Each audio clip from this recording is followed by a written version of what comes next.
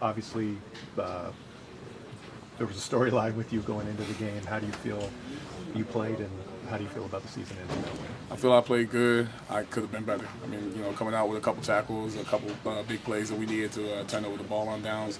But there's more I could have done. On that big run Saquon had, Bobby ended up taking the edge, so I folded back. I folded back one.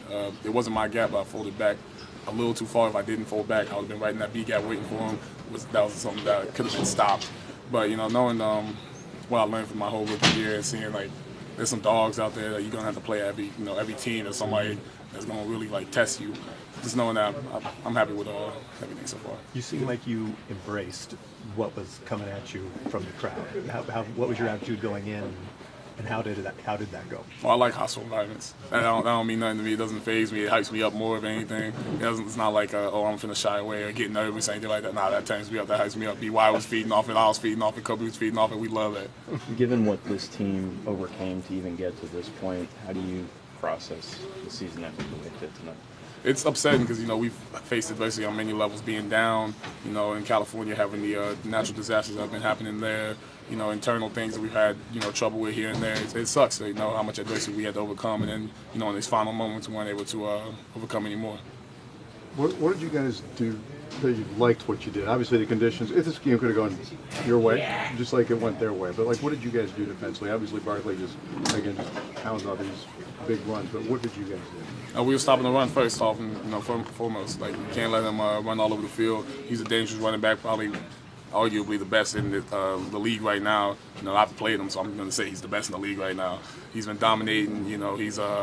He's dangerous, so you have to kind of stop him before you can even do anything else. You have to earn the right to rush for third down. Not that you're somebody that needs any more motivation already, but how do you use a result like this to fuel you in the offseason even more? I don't ever want to feel like this again.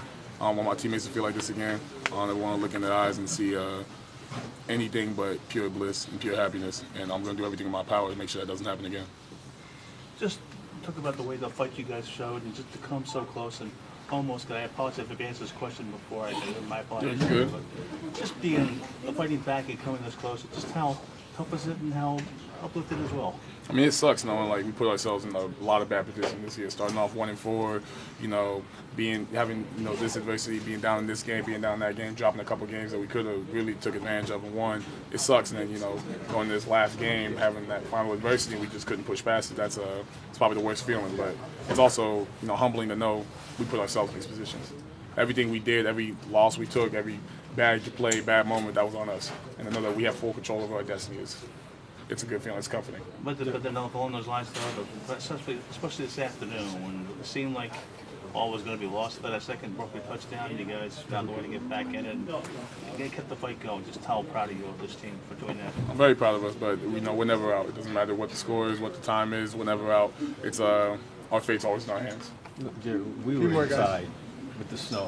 What was it like, and the challenges that it presented to you guys in today's game? Y'all was inside? Huh? Well, the media, yeah. If y'all get y'all asses out there too. No, but it was honestly, it didn't really affect me too much. I mean, the ground, it kind of picks up a little bit more. You have to kind of pick up your feet a little bit more. But I'm from Dayton, Ohio, so it snows crazy like that all the time. I don't really feel anybody on our defense was really too affected by it or anything like that. There might have been a play here or there, we might have slipped or anything like that, but we just had to push past it. It wasn't too cold. It wasn't too bad. As a defense, knowing that, outside of those three big plays, just three big rushing plays, you guys almost pitched a shutout.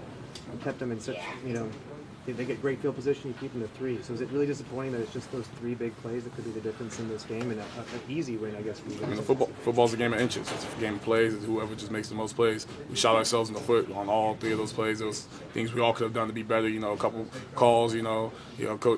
Coach was telling us he could have put us in this call, could have done that, but we ran what we ran. We had to be better.